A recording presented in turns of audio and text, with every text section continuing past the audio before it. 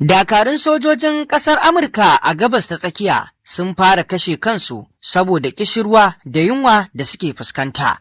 Sai dai ƙasar Amurka ta fito ta ƙaryata wannan batu na cewa sojojin nata ba sa fuskantar yunwa da ƙishirwa. Haka zalika cikin rahoton za ku ji cewa ƙasar Iran ta bayyana cewa za mu fito da ƙarfinmu idan yaƙi ya sake dawowa. Haka zalika kakakin Donald Trump ta ce za ta ajiye aikinta. Masu saurare ku biyo mu cikin waɗannan rahotannin labarai domin jin rahotannin da muke tafa da su da ma wasu, inda za ku ji abubuwan da ke wakana. Bari mu fara da rahoto dangane da batun dakarun sojojin ƙasar Amurkan a Middle East wato gabas ta tsaki da suke fuskantar yunwa da kishirwa, wanda hakan ta sa ake zargin sun fara kashe kawunansu. Kamar yadda aka bayyana cewa dakarun sojojin ƙasar Amurka na cikin yunwa a gabas ta tsakiya, inda wato yunwa dai ta kai ga ƙarancin abinci da suke fuskanta da kuma ruwa, inda ko da ƙasar Amurka ta iske labarin kan wannan al'amari, ta fito kai tsaye ta ƙaryata wannan batu. Sakataren tsaron ƙasar Amurka shine ya bayyana haka, inda ya ƙaryata rahoton da ke cewa sojojin ƙasar na Amurka da ke cikin wani jirgin ruwan yaƙi a gabas ta tsakiya suna fama da ƙarancin abinci da kuma matsalar ruwa. Rahotannin sun ce kusan sojojin guda 5,000 da ke cikin jirgin USS Abraham Lincoln na fuskantar wasu matsaloli ciki har da yunwa da lalacewar tsarin samar da ruwa. Sanata Richard na jam'iyyar Democrat ya rubuta wa wato sakataren tsaron Amurkan wasiƙa, inda ya bayyana jerin matsalolin da ake wato zargin sojojin jirgin wato suna fuskanta. Haka kuma an samu rahoton da yake bayyana cewa an samu yunkurin kashe kai tsakanin wasu daga cikin sojojin. Shin rigima ce ta ɓarke tsakaninsu ko kuma sa'insa ce ko kuma dai wani abu, wannan ba a bayyana ba. Sai dai a lokacin da yake magana da manema labarai a Panama ranar Alhamis, sakataren tsaron Amurkan ya ce rahotannin ba na gaskiya ba ne. Ya ce gwamnatin Amurka na samar da dukkan abubuwan da ake bukata ga sojojinta. Jirgin USS Abraham Lincoln dai ya kasance a cikin teku tun watan Nuwamba na shekara ta 2025 har kawo yanzu. Wannan rahoto kamar yadda kuka ji, ƙasar Amurkan ta fito ta ƙaryata cewar dakarun sojojin nata ba sa cikin wannan matsananciyar yunwa da kuma ƙarancin ruwa. Kuma kamar yadda kuka ji, Sanata Richard shi ya aika wasiƙa kamar yadda aka bayyana ga sakataren tsaron ƙasar Amurkan domin a ɗauki mataki akan hakan, inda dai a yanzu sakataren tsaron Amurkan ya musanta haka. Kamar yadda abubuwa ke bayyana da duk wani abu da yake na tasgaro da tsaiko, ƙasar Amurka tana fitowa ta musanta shi, kuma ko da abin ya kasance haka ne, saboda a wajenta Amurka gazawa ce a ringa samun irin abin da yake na tasgaro a gare ta. Daɗewa sojojin a kan ruwa bai kamata a ce wato suna fuskanta irin waɗannan batutuwa ba, musamman ma irin namijin aikin da suke yi a kan wani. Kamar yadda muka sani, ƙasar Amurka tana ba da muhimmanci sosai akan abin da ya shafi gabas ta tsakiya. Kamar yadda muka taɓa ambata muku, gabas ta tsakiya ruhi ne na duniya a wajen mulki. Duk wani wanda yake so ya mulki duniya ya riƙe ta gam, to fa sai ya riƙe gabas ta tsakiya a hannunsa, saboda batun da ake yi tattalin arziki na duniya wato babu kusan inda yake a tattare kamar gabas ta tsakiya. Shi ya sanya gabas ta tsakiya a koda yaushe batutuwanta zai wuya kaga ya lafa, saboda yanki ne da ya kasance wato mafi tattalin arziki da kuma wato tasiri a duniya.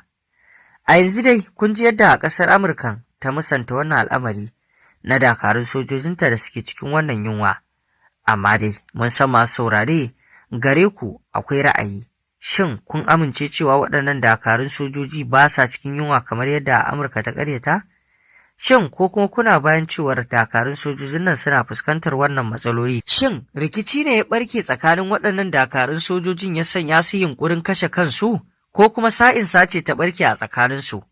Ko kuma a'a, yunwar da suke fuskanta ce ta sanya suke ganin gara su kashe kansu su huta kawai, tunda wato in suka kashe kansu shikenan?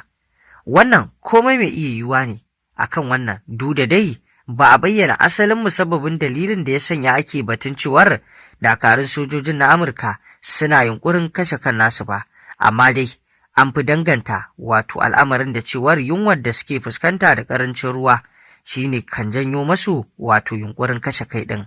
Duk da ƙasar Amurka ta musanta al'amarin. Yanzu kuma bari mu tafi zuwa rahoto na gaba, inda ƙasar Iran ta bayyana cewa za mu fito da ƙarfinmu idan yaƙi ya sake dawowa sabo. Rundunar juyin juya halin Iran ta yi wato barazanar ɗaukar matakai masu tsauri da ƙarfin hare-hare idan har wani sabon yaƙi ya sake ɓarkewa tsakaninsu da ƙasar Amurka. Kamfanin dillancin labarai na Fars ya ambato wani babban jami'in rundunar Rasul Sana'i Rad na cewa makiya na tunanin cewa ta hanyar haddasa rarrabuwar kawuna a cikin gida da matsin tattalin arziki za su iya wato maimaita irin abubuwan da suka faru a watan Janairu, kuma suna ɗaukar wato matakan cimma wannan buri. Yayin da mataimakin babban hafsan hafsoshin sojin Iran kuma Ali Reza Sheikh ya bayyana cewa ƙasarsa ta shirya domin dogon yaƙi da kuma ci gaba da gudanar da ayyukan soji kamar yadda ya faɗa a shekaran jiya. Ya ce manufar tsaron Iran ta sauya daga ta kare kai kawai zuwa manufar hana makiya da kuma ɗaukar mataki kai tsaye idan buƙatar ta taso.